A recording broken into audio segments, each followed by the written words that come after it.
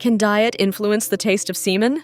What is the truth about myths related to circumcision and its impact on sexual sensitivity? Hello to all lovers of psychology and sexuality. Today, we will unveil the sexual curiosities of women. If you are interested in these topics, make sure to subscribe and activate the notification bell to not miss our future videos. Also, leave us comments and share your experiences in the section below. Let's get started. Diet can influence the taste of semen. Consuming certain foods, such as citrus fruits or pineapple, may result in a more pleasant taste, while the consumption of processed or garlic-laden foods can negatively affect the taste. The relationship between circumcision and sexual sensitivity is subjective. Some argue that it may decrease sensitivity by removing sensitive tissue, but this varies. The decision to circumcise often based on cultural, religious, or health considerations, and sexual experience depends on individual factors beyond anatomy. Historical origins. Although open relationships are more common today, there are historical examples of societies and cultures that practiced forms of non-monogamous relationships, such as some indigenous tribes and ancient civilizations. Impact on mental health. Individuals diagnosed with STDs may experience emotional stress, anxiety, depression, and feelings of shame or guilt, highlighting the importance of psychological support in managing these diseases. Impact on reproductive health. Some untreated STDs can cause serious complications in reproductive health, such as pelvic inflammatory disease, infertility, and ectopic pregnancies. Impact on the porn industry. Sex toys have had a significant impact on the adult entertainment industry, with the creation of content specifically designed to interact with certain toys, such as automatic masturbators. Importance of foreplay. Foreplay, including kissing, caressing, and other forms of sexual stimulation before penetration, is crucial for increasing arousal and pleasure in both men and women. Importance of sexual self-care. Sexual self-care involves taking steps to protect sexual and emotional health, including the use of contraceptives, STD screening, and establishing healthy boundaries in sexual relationships. Increase in vulnerable populations. Groups such as men who have sex with men, sex workers, people who use intravenous drugs, and those without access to healthcare are more susceptible to contracting STDs due to social, economic, and behavioral factors. In India, where sex education in schools is limited, some NGOs have implemented sex education programs for teenagers, using theater and creative media to address topics such as reproductive health and child marriage.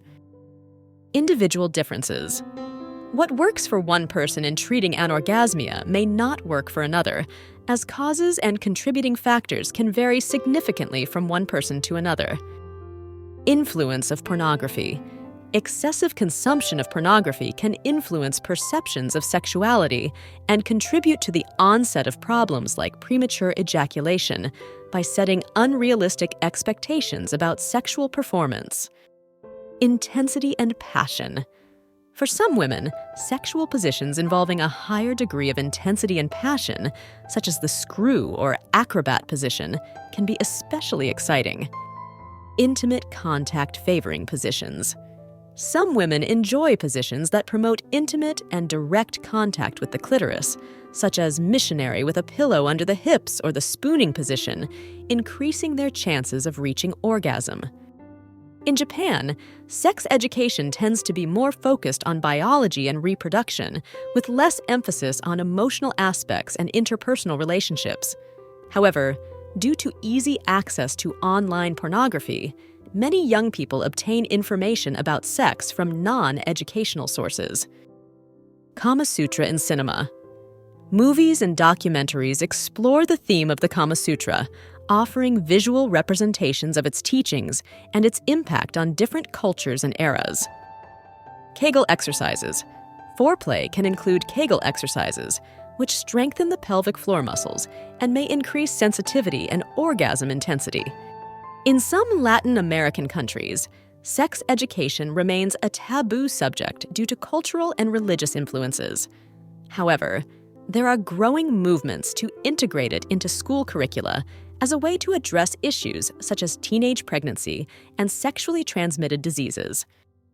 Legal and social recognition. Although open relationships are gaining acceptance, they are still not legally recognized in many places, which can complicate aspects such as child custody or partner benefits. Long hair fetishism.